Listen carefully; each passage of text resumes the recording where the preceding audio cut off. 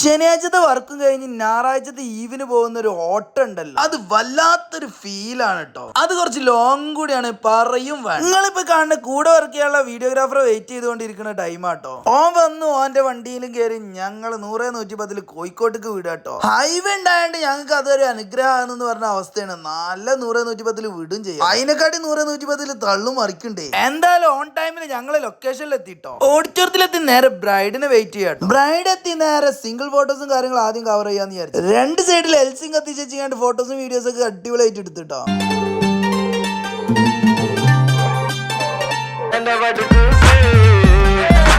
കുറച്ച് ഔട്ട്ഡോർ എടുത്തതിന് ശേഷം പിന്നെ കുറച്ച് ഇൻഡോർ എടുക്കാന്ന് വിചാരിച്ചാണ്ട് കുറച്ച് ഇൻഡോർ എടുത്തു കേട്ടോ.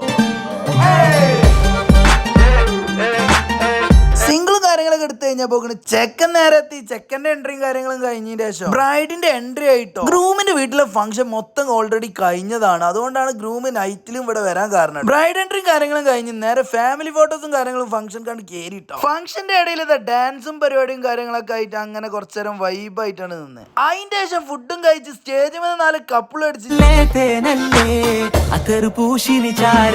പിന്നെ അവിടെ ചില്ല് മൂട് വൈബായിരുന്നു. അത് കഴിഞ്ഞ് ഞങ്ങൾ നേരെ ഫോട്ടോ എടുത്ത് ഞങ്ങൾ ബാക്കി നാളെ